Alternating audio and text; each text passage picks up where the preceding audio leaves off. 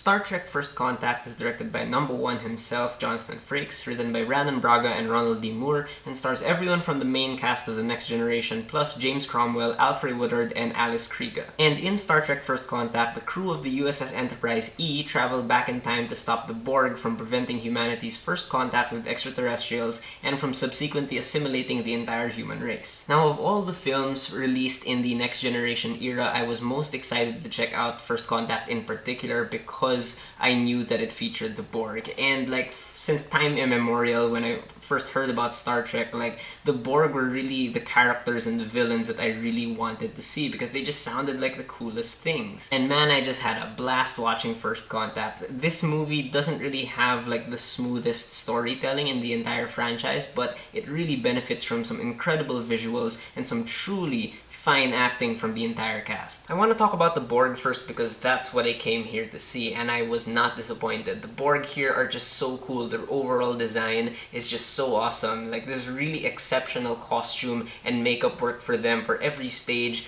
of assimilation. And when you see the Borg Queen played by Alice Krige, she really looks just like an alien being, you know? They just put so much prosthetic stuff on her face that I heard she was pretty uncomfortable throughout the entire shoot.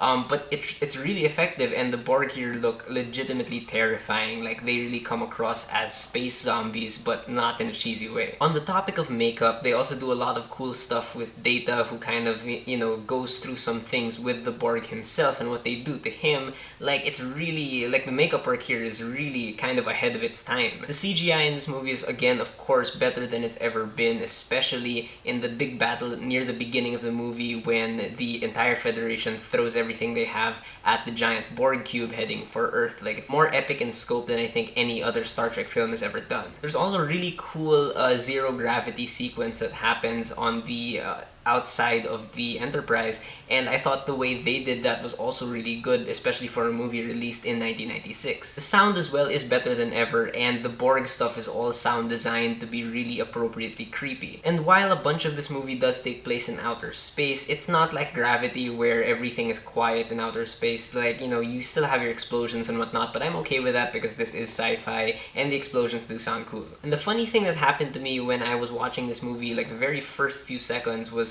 I began to take note of the music, and I was thinking, don't tell me this is Jerry Goldsmith again, and sure enough, it really was him. Every time I take note of the music in a positive way, it seems to be done by Jerry Goldsmith, and he's always a notable part of any movie he's part of. But we also have to talk about the acting in this movie. Just this entire cast really brought their A-game. First of all, Patrick Stewart, this is probably the best performance I've ever seen from him, and that is saying a lot because this is Patrick Stewart. But he really, puts you into the mindset that Picard is in, because he's going through a lot of emotions and internal turmoil when he's facing the Borg, because he's reminded of his past experiences with them.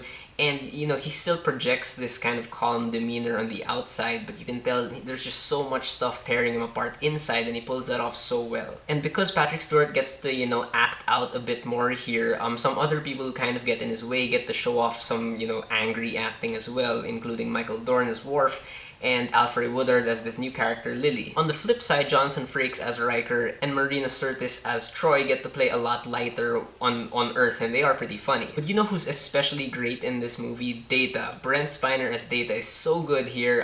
He's definitely a lot more restrained than he was in Generations, thankfully, and he really just pulls it off, and he has a couple of really badass moments here. And then you've got James Cromwell, who I think is one of the most underrated actors of all time, and he's just brilliant as Zefram Cochrane, and he goes through this entire spectrum of emotions, and he becomes this fully fleshed out character even if he doesn't have as much screen time as everyone else. And then you've got Alice Krige, who plays the Borg Queen, who really pulls it off well in that she's this combination of really creepy and seductive at the same time, which is really unnerving, but it really works. And as the director, Jonathan Frakes really has a good handle on all the different parts going on in First Contact. He's very good with the exciting action stuff, with the creepy atmosphere when it comes to the Borg, with the more more mature intellectual stuff, and with the subtle humor, and he does all these things well without making the tones clash. And I'm also gonna give credit to him for the emotional ending that First Contact has that really did almost leave me in tears, because it has this sense of wonder that I think